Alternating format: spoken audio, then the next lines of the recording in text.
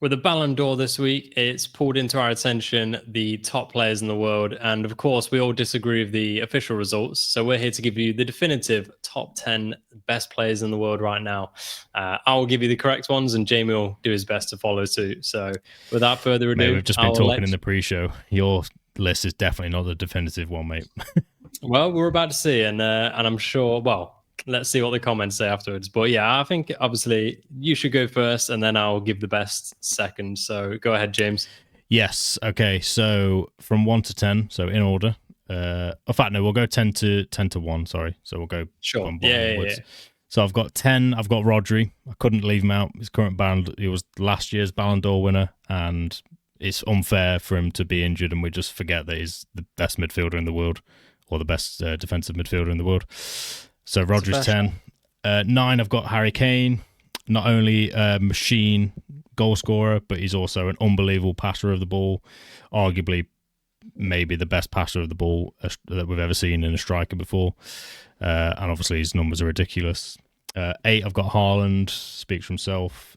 7, in my opinion, the best defender and probably ever to play the game, Virgil van Dijk. And I wanted to kind of make sure I get different positions in there. Number 6, I've got Rafinha. Number 5, I've got the actual Balon d'Or winner, Ousmane Dembele. I couldn't put him number 1. I think he's a great player, but I think the 4 above him are all better statistically and just ability-wise. I think they're all better. 4, I've got Pedri. I think many will agree he's the most well-rounded midfielder to play the game at the minute. Yeah. He's definitely the best midfielder as a whole in the world, in my opinion. Number 3, Kylian Mbappe. Number 2, I've got Salah, mainly because I think he might not be pleasing on the eye, but I think he's easily the most efficient footballer that you could say right now in terms of just getting the goals and assists that you need him to get throughout the season. Again, he might not be pretty, but he gets the goals and assists, 29 goals and 18 assists last season. It's a joke whether we think he's pretty to watch or not.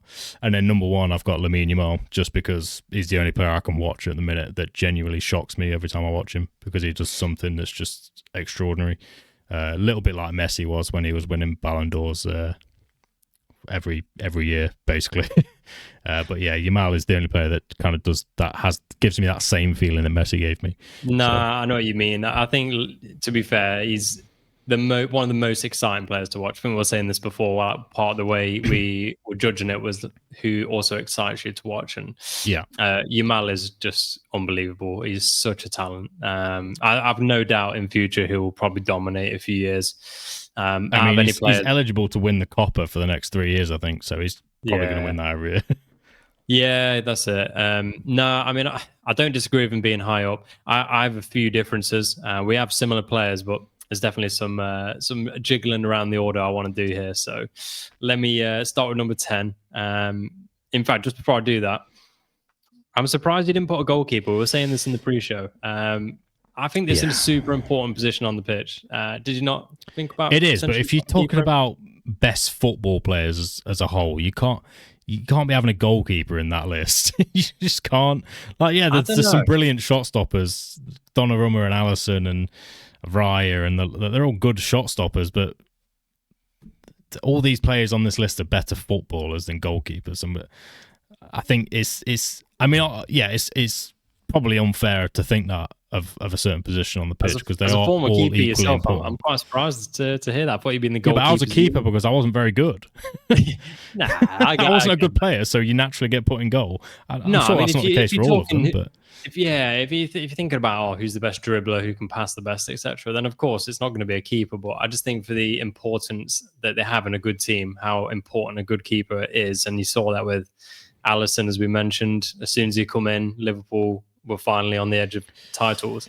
I think you see when a team doesn't have a good keeper like Chelsea, you're probably not going to go anywhere quick. So I do place. They're definitely important players. I'm not trying to dispute that. No, I get that. But as far as you're concerned, you I don't get excited watching goal like most of the game for these top teams that have the best goalkeepers. They're not even in it for 80 minutes of the game.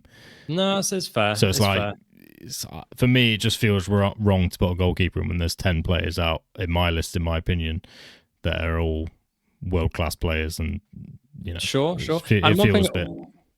yeah, no, I kind of get where you're coming from. I'm sure some people will be the same, but one thing I do want to query you on here is Yamal. I don't know. Like, I know he's super exciting to watch and is certainly the best teenager in the game. I don't think that's disputable. But is he the best football? Is he the best player right now? Is he the most effective player? Is he the most? He's not the most effective player, no, because that's I think Mo Salah. But in terms of all-around ability, just his whole all-around game is so good to watch. He really is. He is. He's certainly in the very, very high order, if not the most exciting player to watch already, for sure. But yeah, I think it's interesting that you put him number one already. I suppose if we do this for another 10 years, I don't even think it's close either. This is the problem. Wow. I actually don't. That's interesting. No, I think and on top of his game, Yamal, he's just unstoppable. And I don't think there are many players currently in the world who you think if they're playing their best, you really like. He's going to their team is going to win because he's playing well. And I don't think there are many players like that at the minute. Sure. I suppose in the semi-finals Champions League last year against Inter, he was so exciting to watch. Like, he was so effective as well. Like, he was running them absolutely. And some of the goals he scores, where it's just like you just cannot believe he's managed to score them. Like the ones where he just whips it all around. Like, how many times have you seen him cut in and just bend it all the way into the far post? Like, he reminds me of, it's effortless. Those particular strikes, I know exactly what you're on about. They do remind me of a sort of Messi in his younger years, just cutting in and swirling it into the top corner. With relative ease, it looks like. So I can appreciate where you're coming from. So I think for me as well, just quickly, I didn't want to give it to Salah because of the fact. I mean, he's efficient, but I do think for me, I want to be excited when I watch someone play. And then Mbappe, I actually think is slightly overrated. I think he's quite inconsistent and he's kind of a one-trick pony. He's a bit of a pace merchant. A few years ago, he is very good. A few years ago, I'd have thought Mbappe would have been clear by now, but he doesn't excite me anymore particularly. I think he scores a lot of penalties. He's just a bit of a baby as well, isn't he? He is. So I know it doesn't really impact his footballing skills, but you can't help but forget that. But anyways, so let me see what you reckon about this. So this is going to be, I think this is going to. I know I'm going to hate your list already. I'm just. Oh mate, when I tell you number 10, number 10 is going to shock you. I actually went Donnarumma. Now I can already. He's not even the best keeper in the world.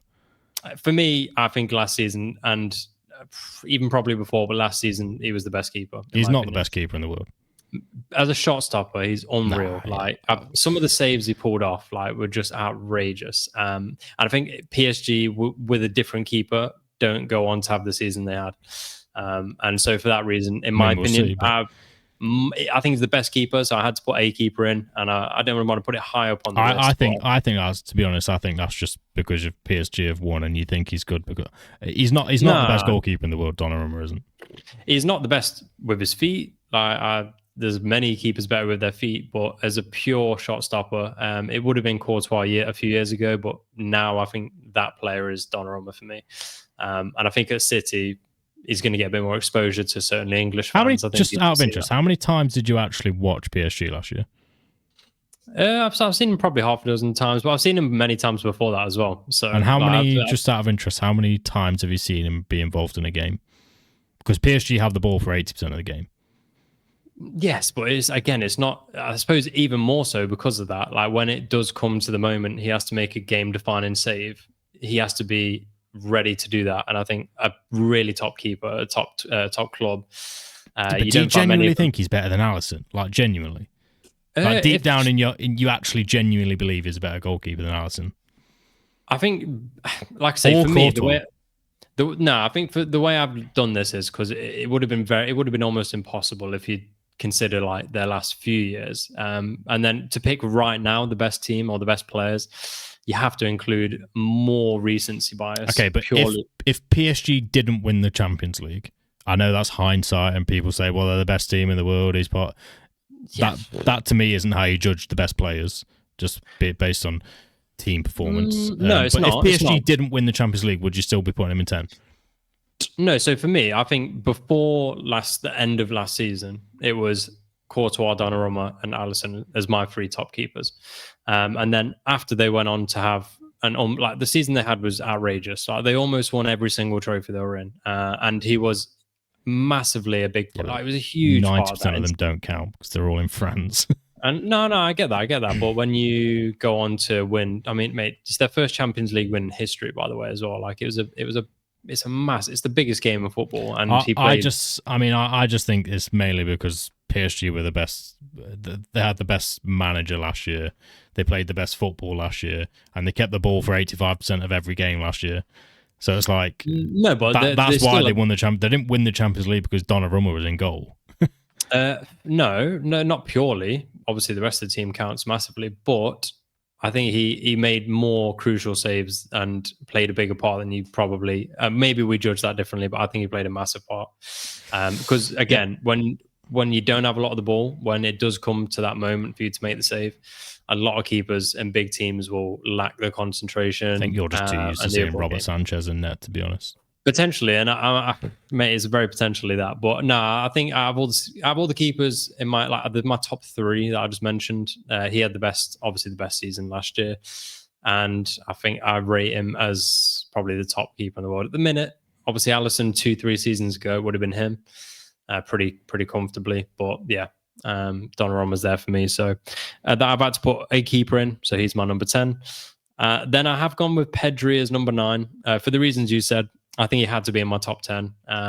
Just get this list over and done with, please. Nah. If you've got a different midfielder above Pedri, I swear to God, this is just written off already. No. I can tell you at this point, there's no midfielder, like out and out midfielder that's ahead of that. Yeah, he's like the most comfortable on the ball, insanely important to that Barca team, who, again, they obviously won the league, but they almost came to the Champions League final, and he was massively involved in that. So you have to put him in there. I think he's undoubtedly the best midfielder. Obviously not defensive-minded, but for every other aspect of the game. So easy pick. Hello, everyone. It's Jamie from the future here. I know what you're thinking. You look like a scruff, and you're massively overdue a beard trim, and you are right. And hopefully I'll have that sorted this weekend. But if you can move past that and the fact that Luke is incredibly frustrating to listen to at times, then I would just like to ask if you could please leave a like on this video and subscribe to the channel if you are new and enjoying this content. It massively helps me and Luke out if you do so, and it would help turn this dream of ours into a reality. Back to the video so you can listen to Luke talk about his appalling top 10 best players list. And yeah that speaks for itself. Number 8, I went Haaland. I would have put him up higher, but he's more of a sort of a clinical striker. Like he's not an insanely gifted footballer. I'd say. I think we even said before, people like Isak have got much better overall game, but from a pure striker point of view, Haaland's goal machine. His stats are outrageous. So. Yeah. I think as just a pure striker, he's there for me. And I think he'll be there for years. He's not going away anywhere. And then number 7, this is probably going to be where you shut the laptop and throw this in the bin. But I put Cole Palmer as number 7. Great player. We discussed in the pre, big game moments are important for me. Obviously, we did discuss this in the pre, and we've realised that actually he's not. He's overhyped in big games completely. Yeah, he got a goal against Spain, fair enough, and he got a goal and assist against PSG. Other than that, what has he done in big games? He got 3 goals against the Big Six in the Premier League last season. Across that's home and away, he got 3 goals, and he got 2 assists against Real Betis in the Conference League. Fucking hell, well played, Cole Palmer. 6 finals, 7 goal contributions. Now, okay, whittle them off to me then. Two of them are against Real Betis. Yeah, so you're going to say that doesn't count, fine, but PSG, you got Spain in there. You've got one of them was the Club World Cup that nobody cares about. Yeah, but the thing is, go to the next one. You discount these, okay, fair enough, but there's a lot of other big players that have played in those games, and none of them have. Yeah, but no one cares about the Club World Cup or the Conference League. They're not even big. In my genuinely, I didn't even watch the Club World Cup final. That's how little I care about it. All Liverpool fans were salty because they weren't in it, pal. Like if you'd have been in it, you'd have been up at 2 in the morning. Because no one cares about it. I don't. Other than you, I've not seen a single person say they care about the Club World Cup. Not a single person. We all know for a fact if Liverpool had been in the Club World Cup, We've been in the Club World Cup. We've won the Club World Cup. Yeah. Oh, okay, it's different now because every 4 years it's not. It's the same. It's the same bloody trophy. It's the same tournament. Did you not? No, watch I didn't watch it. Okay. And again, it was a different format, and fine. You didn't watch it. You didn't care about it. That's fine. But a lot of the fans that were in it, including PSG, when you saw them after the game in the Club World Cup final, they were like insanely salty about it. Like little flare-ups on the pitch. They obviously had a lot of emotion invested into it. The only reason PSG cared so much about that game is because it was the only trophy they didn't win their whole season. Okay. Another point to highlight the Club World Cup, not that we need to go on about it, but Real Madrid paid 10 million just so they could have Trent to play in the Club World Cup. That's not the actions of a team who don't value it, and Real Madrid are a massive club. So, again, it's not the only reason, but it's clear that a lot of teams were taking it more seriously. The Club World Cup is now huge because Real Madrid wanted Trent for it. No, I'm not saying that, but it's another factor. It just highlights it. But I mean, look, you're going to be until you're involved, and you don't think that's got anything to do with the financial incentive at the end of it, no? Of course, it does. But at the end of the day, I think it's going to be one of those moments where this is the first one in 20 years' time, 5 tournaments down the line. I think it'll be bigger than people think. I think there's always been a space for a international Champions League type trophy or competition. It makes sense. Like, of course it does.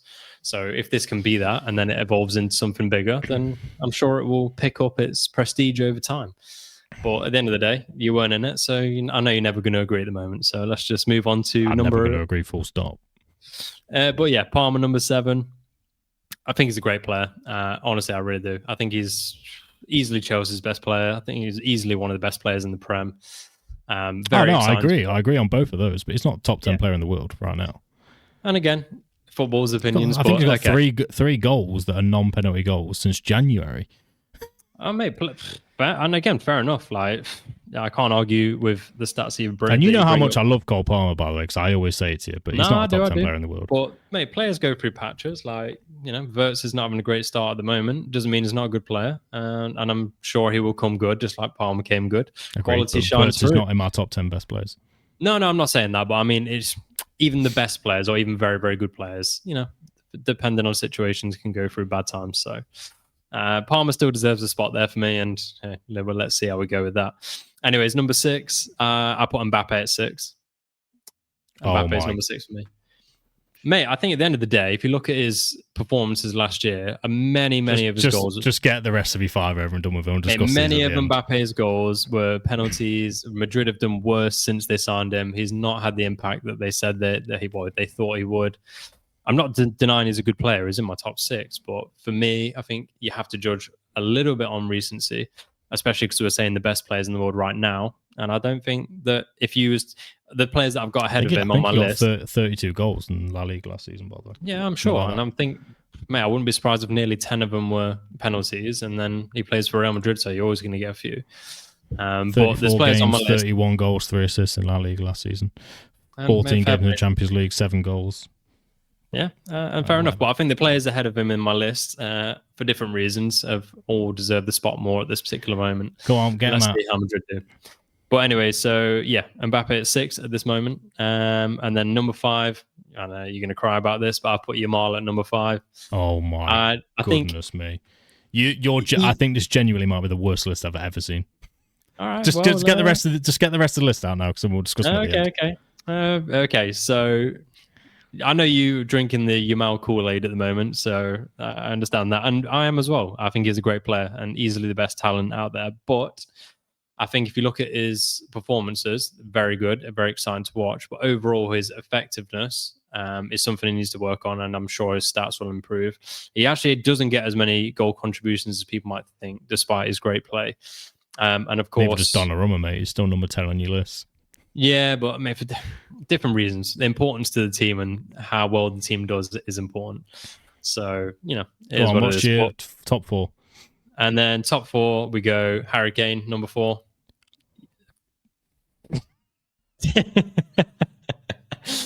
Nah, do you know what? I kind of. You've done this to be controversial, but fair play. Nah, not at all. He's trying to rage bait everyone in that's watching the video now. He does it a lot. The guy has got nearly 100. I think he's nearly 100 goals in like less than 100. He's very, very close to that anyway, and then assists on top of that. Interceptional passer. I seen a goal from Bayern last year where he's picking up the ball right outside his box, plays a few passes, ends up at the end of it, and is involved in the whole way. You don't see many strikers do that, and some of his technique is insane. And of course, the goals and assists are there as well. So for me, I think being the best English striker of all time, I think that's pretty fair to say. I think Kane goes in there, and I'm sure he's going to be back in England at some point and break the Premier League record as well. So I think a player like that deserves to be there, and I rate him. So Kane there, Salah at number 3. Partly, obviously, he won the league. He had some good numbers, but I also factor in legacy, and I think over the last few years has been underrated pretty heavily. I think Salah's been a revelation over the last half decade. So I think your he deserves top 2 is Rafinha and Dembele. And then I've got Rafinha at number 2 because 60 odd goals and assists. You genuinely think Dembele is the best player in the world? Mate, Dembele... genuinely, hand on heart, you think Dembele is the best player in the world? I think right now, based on what we've seen... Mate, if you look at his goals and assists and some of his performances last year, it was insane, bro. It was absolutely insane. I'll tell you, I know exactly how you formulate this list now. You've looked at Champions League stats, goals and assists, and then went on that. I know you have. No, because I think obviously Rafinha probably got more. To be fair, it's not even just down to that. I think for me, one of the most important factors is one, hard, effective stats.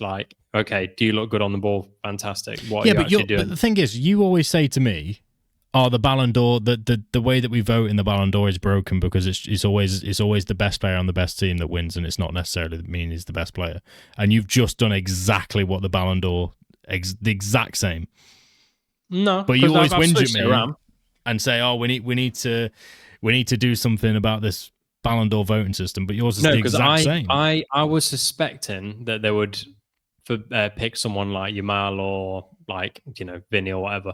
It's not the case. I think out of all the players, Dembele right now deserves to be up there for sure. Because, mate, you can't win everything that is won, contribute in a massively meaningful way, actually look good on the is exciting to watch as well. By the way, I know people sort of skip on that, but he's insanely fast. He's 2-footed more than most players I've seen. He's genuinely, as a footballer, he can play with both feet to an immaculate level. Wait a minute, my top 10 list has just been updated. I've just put Heung-min Son number 1 because he can play with both feet. Yeah, you could put Mason Greenwood there as well, but no, you're on about the best footballer as well. But these things do come into it, and I think when you mix together the more personal success, the team success, his technique on the ball, how exciting he is to watch, his overall physical ability. He's on that, and he started to become more serious in terms of his pressing and his tactical awareness and things as well under Enrique. I think he's a monster. I think he's genuinely a monster. I think this could change. I don't think he's going to be the best player for years. I think he's just happened to have his best season, and I think if you look at it right now, he's the best player on the planet, or at least tailing into last year and at the very, very start of this year. And I think he deserves to be there. I think Rafinha was dogged out a little bit by not being put second as well, personally. I don't understand a world where you can get 60 odd, 63 goals and assists and not be in the top 2. It's outrageous. And also, to be fair, he performed pretty well all the way in the Champions League in the biggest games. And if Barcelona had won it, he would have probably won it, to be fair. But obviously he didn't, so there you go. I think probably Yamal would have won it, but... I think he would have in the way they voted it, but for me, Yamal looked probably nicer. I know you don't genuinely think that they're better players than Yamal, but I'll let you have it for the sake of rage baiting the video. Football isn't really particularly about who's the nicest on the ball. Because it's more interesting for fans, but from a team point of view, you would take Salah getting 50 goals and assists, even if they're not the prettiest, over him getting. That's not how I said Jamal was. I said he's the only one that I can watch that I think genuinely I can't believe. I don't know how he's done that. Yeah, that's, mate, that's what I said about Jamal. Nice little bits of dribbling. He's easily the most talented player in the world right now. Yeah, but okay, break that down for me in terms of what, like his dribbling, his skills, like Yeah, how are you just defining that? it's just everything about his game is watch him take the ball, like beat players, the way that he can to cut inside and score the curve goals we was just on about. He's just overall flair on the ball. He's the only player. So you think Neymar should have won it all those years then? Because he had No, the because same. he was going against Messi and Ronaldo. They were just freaks, mate. Yeah, so if Neymar was around If now, let's Neymar say, was playing now in his prime and Messi and Ronaldo weren't playing, Neymar would be top of this list. Yes, okay, just because he's the most exciting because from a skill he's the only dribbling player flair that point of view. he's the only player I can watch and genuinely think I literally can't believe what I'm watching. Fair, and this is what makes these conversations interesting, to be honest, because people judge them differently. I think I prefer to go with pure hard stats and how Yeah, effective a player is. you're always about stats, to be honest. No, I think ultimately it's got the football's about goals. Simple, like it's about which team can score more than the opposition, and I think goals. No matter, okay, flair and things, they're exciting, they're interesting. I don't doubt it, but Okay, at so the if end of it's the all day, about goals, then why is Haaland not number one? Because he's the best goal because scorer in the world. yeah, but that might be the case at the start of this. Well, no, he's always been a great goal scorer for the last few years. Statistically, But he's the best goal scorer in the world. Based on goals per game, he's the best. yeah, fair enough. And You that's just why said he's you're all up about there. statistics. No, And I am. But football's a game of goals, so Haaland it's should be top of your list. no, I say also how effective it is in terms of translating it to team success. And I think that has to play a part massively. I think the reason that tends to be the like UCL winners and stuff that get these accolades is because football is about trophies at the end of the day. I know some people, aren't always like that, but for me, it's a game of trophies and titles, and I think that's the most important. And then if you're the leading contributor in that team, I think there's a lot of weight to be put into league trophies though, and Ligue 1 is the easiest league to win. yeah, PSG are never gonna it take a miracle for them to not lose. To not win that league, yeah, whereas the Premier League is the most difficult league in the world. I think we can both agree. There's Like three or four teams that can win it. Yeah, I agree. I think we can both agree. Liga and Bundesliga are basically farmers' leagues for league title success. It just unless you're winning against Bayern or PSG, then yeah, I agree. Yeah, whereas it's La Liga is kind of similar. There's three or four teams. There's three teams really I think only that can win two. it. There's only two really. Like No, Atletico have won it a few times in the last decade. They've pinched a couple in the last 15 years. So it shows they're capable of winning it. No, it does. But maybe there's been Leverkusen, Lille, other teams that have beat PSG and Bayern. Like, yeah, not but on a regular basis. They didn't maintain any kind of consistency afterwards. No, I understand. I know where you're coming from. Atletico are sort of let's say the little brother to the other two in that league who has a shout. Then there's more or less nobody else has a chance. I think that's fair. So that's what I mean. If it was just the case that PSG had won Liga, then no chance he would be up there. But Champions League is the pinnacle competition in the world. I think you agree with that. I think that's. I do agree with that. Yeah. Obviously, leagues. If you're in a competitive league, however, I think you can win the Champions League without necessarily being the best team. I do think that. I think in a league format, you have to maintain for 38 games. You have to be the best team in the league. Whereas for the Champions League, you only have to be the best team. Like PSG, I think they finished. They almost didn't even finish to qualify for the group stages, but they hit a bit of form in the group stages, and because they had that bit of form after in the new year when the Champions League group stages started, they won the Champions League. Yeah, no. I honestly, I think if you look at it just simply, if you play 38 games, the form averages out, and you've got, you're going to get a more fair and sort of, consistent winner. Like you don't fluke a league title, I suppose. Yeah. I don't think you rarely fluke a Champions League. I think you can say though that at the end of the day, it comes down to two teams in a final, and anything can happen in one game. So there is that. Yeah. So yeah, undoubtedly. But for me, I think if you can win the league, the Champions League, your domestic cups, all in one season, then, but like I said, they don't count. Well, think about it this way. We all agreed Rodri deserved to win it when City won the treble, right? Because they won the treble, so the Premier League and the Champions League, and he was and He by far and away the best midfielder in the world when he was fit. So it's like, who else realistically is going to win that? He won the 2 best leagues in the world. One of them is, like I just said, you have to be the best team for 38 games. Yeah, no, I agree. The Premier League has more weight to it, but I think at the end of the day, if you win a treble, then you have to have done something incredibly special to take the top player in the world off somebody in that team. That's what I'm saying. But I know what you're trying to say. You're trying to say, oh yeah, but Dembele's just won every trophy. But like I said, no, not only that, it's harder for them to lose the well. league in France than it is for them to unless you're Pochettino. But yeah. Yeah, unless you're Pochettino or fucking Thomas Tuchel.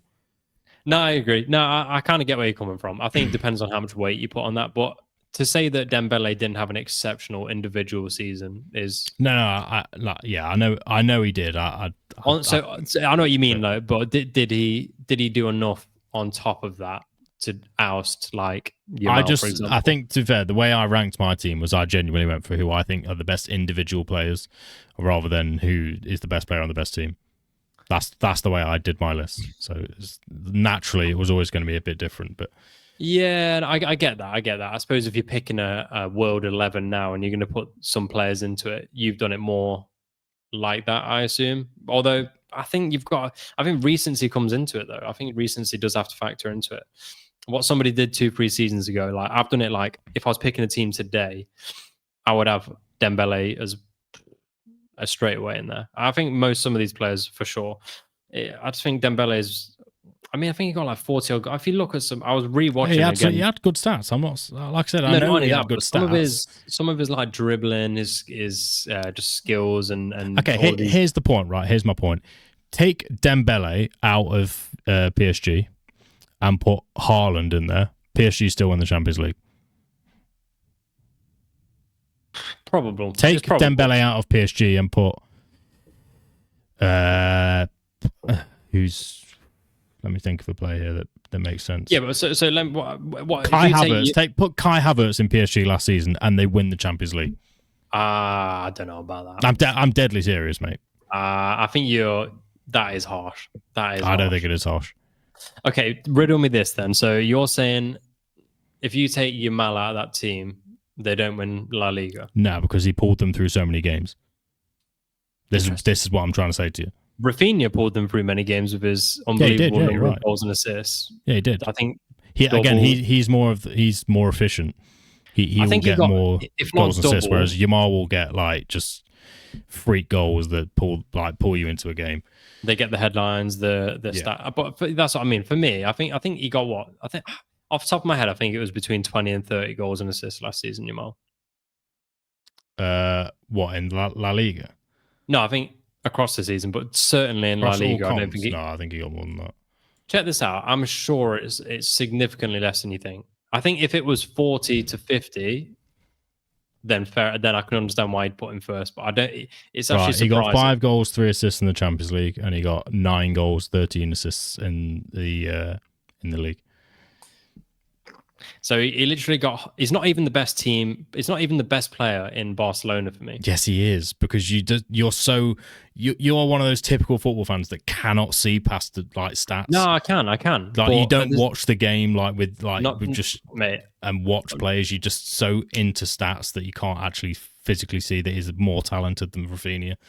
I'm not saying that Rafinha's got more raw talent, but like I say, for me, it's what you do with it and how effective you are in translating that into team success. And I mean, you can't get double the amount of goals and assists in the same team and not have been a better player and not more effective right now.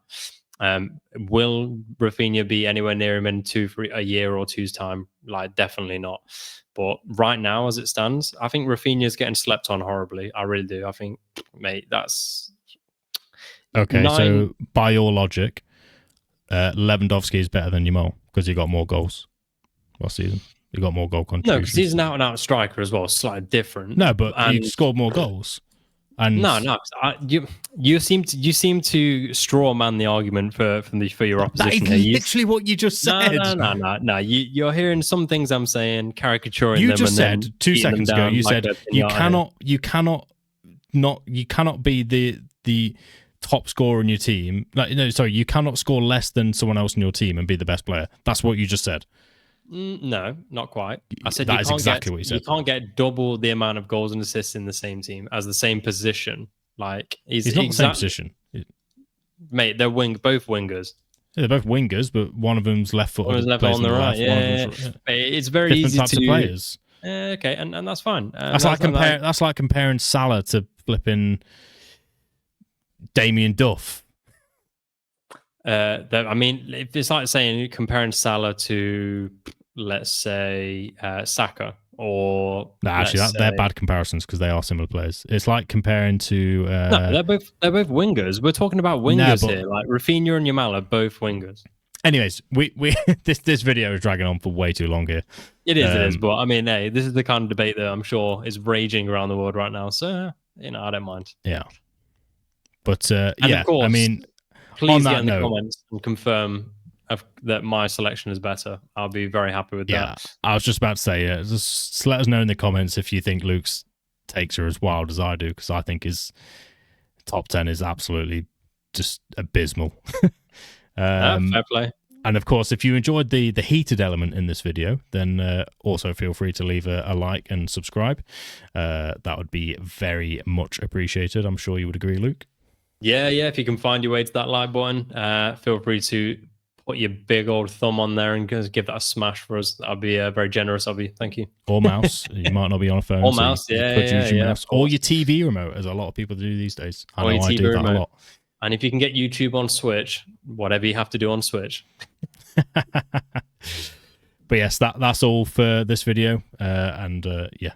We're off to go and get family therapy, so we'll see you in the next video. Yes.